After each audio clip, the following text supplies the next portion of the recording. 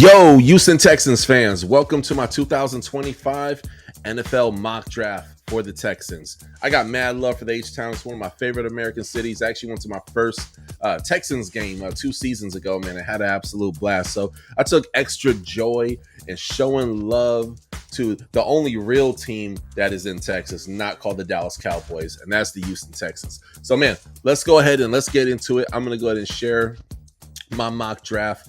I wanted to go wide receiver so bad because I understand that there is a need for that. Not saying that there are no wide receiver weapons for the Houston Texans, but man, it is not deep at the defensive tackle position. So I got Walter Nolan, 6'3", 296. Man, this guy is a 3-technique defensive tackle who's an absolute asset in today's NFL.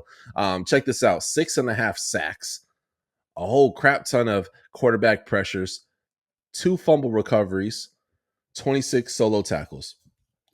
Oh, yeah. And then also as well, I got 2 pass deflections. The dude can ball. I was stuck between him and also Kenneth Grant, who got 3 sacks. And Kenneth Grant, he's a very good player. He actually has more pass deflections. Looking at stature, man, obviously Kenneth Grant is the bigger guy. He has him by about 35 pounds. But Walter Nolan, man, he has done his thing for Ole Miss. Very good player. Statistically, they're very similar in a lot of ways, but I ended up going Walter Nolan. That should be a safe pick for them. Obviously, you know, again, not super deep when it comes to the tackle position. Excuse me, the defensive tackle position. Moving on, I got Willie Lampkin, offensive guard. Now, I encourage everybody to watch. Just go to YouTube once you're done with this video. Hopefully you stay to the end and hear why I chose what I chose.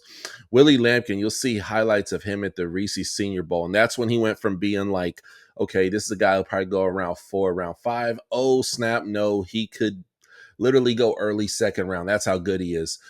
Some places have listed as 6'1", 6 foot. Pro Football Network seems to be wrong, 5'10". I don't know what that is, but the guy in his one-on-ones, dude, he's grabbing dudes who have him beat by 30, 40 pounds by their shoulder pads and slamming them to the ground. He could play both center and guard. This dude is a day one starter. You don't get him for depth. He is the depth. The dude is a beast. Technical proficiency is off the charts. When he engages defenders, I mean, he maintains his blocks. He's not only some offensive linemen, they're like, man, I'm really good at pass blocking, man. And I'm okay at whatever. This guy's good at it all. So Willie Lampkin, he would be a massive addition to the Houston Texans. I feel, though I don't hate their backfield, they don't have a true running back one. They have a bunch of gadget players in Houston Texans backfield.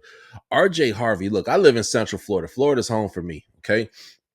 This young man he's actually had just over 3,000 yards between the last 2 college football seasons. Last year alone, 22 touchdowns, 1,500 yards, 6.8 average yards. He is not a gadget player. He is the player. The year before that, he got 1,400 yards and 16 touchdowns. He could have went in the draft last year as far as I'm concerned. And let's talk about his hands. 50-yard catches, 75-yard catches. You run that wheel route with him, dang it, you have another wide receiver. And we know how much C.J. Stroud loves to take and throw that ball. Huge fan. Moving on, we got Malachi Moore coming out of Alabama. He's a safety. Man, I love Malachi's stats. Let's go over it. This is what I'm going to get at. Across the board. Baller. 40 solo tackles, 70 total tackles, 2 forced fumbles, 2 interceptions, 8 pass deflections. This is a guy who can also cover as well, too. This secondary needs to be uplifted a little bit, and I think Malachi Moore, he could decide some games, man, with how aggressive and how amazing that he plays. I'm a huge Malachi Moore fan. Love watching him play ball. All right, now let's go back to the 25th pick. I chose Walter Nolan. Again, I want to reiterate what I said. There's such a deep wide receiver draft that we can grab someone in round 4, round 3, and that person could be a day one starter. Ladies and gentlemen, Nick Nash. Okay, a little bit about him. 203 pounds, 6'2". Some places have him listed as 6'3". The guy is a dog. Okay, I don't mean to use mediocre draft lingo, but y'all, he led college football most receiving touchdowns. 1,382 yards, so just under 1,400 yards, 16 touchdowns. Guy's route running is off the chain, man. He went to the East-West Shrine Bowl, and his stock went from here to here. He went from being a 7th round, maybe 6th rounder receiver who was like, okay, his stats kind of got him drafted, to, oh no, he can go up against top competition and still ball out. The dude can ball. I am a fan of Nick Nash. I am such a fan, man. Day one start as far as I'm concerned. Huge, huge, huge fan of this young man. Next person I want to take and talk about is Amari Knight, UCF. Look, man, we can't shout out RJ Harvey without shouting out the O-line, and Amari Knight is a part of that offensive line.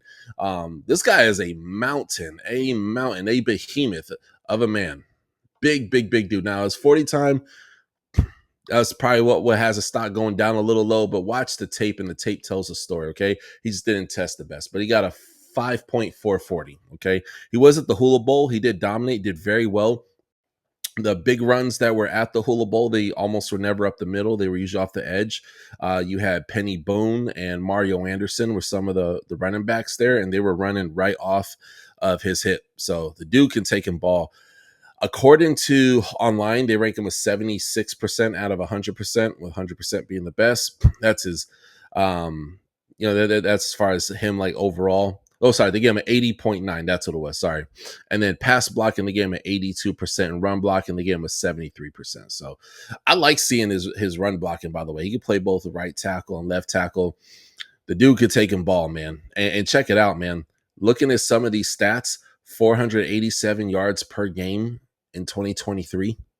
Gosh, even last year, I think they were, if I'm reading this correctly, 228 rushing yards per game. I mean, that is insane. He is a anchor on that offensive line in the day one start. Again, draft stock will go down because he didn't have the best 40 time, but the dude could take him ball. 6'6", 314 pounds, Amari Knight. And then lastly, a guy who had a great 40 time. He had a 4.43 40 time. And per his last name, the price went up. Miles Price. I hope to have him on the show here soon, God willing. Dude is a baller. Statistically, he's okay. 466 yards. Got 4 touchdowns last year. 3 were receiving, 1 was rushing. But I love his tape, man. I love his crisp route running. This is a guy that I think it was just the scheme. He just was not fed the ball enough. But every time he got the ball, he was creating some type of magic. I'm a Miles Price fan, man. I really like his game a lot, man. This is a guy, obviously 7th rounder. Sometimes they can make the practice squad. Or this is a guy, develop him, bring him in, and watch him go crazy in 2 to 3 years, potentially. I like Miles Price a lot. He's a very, very, very good player. So, anywho, that is who I got for my Houston Texans mock draft. So comment below how much you love it, how much you hate it. Just please give me your thoughts. I want to hear what you guys, the people, got to say. I love the Houston Texans, man. I want to see you guys win a Super Bowl, man. You guys have a lot of pieces of the puzzle already, man.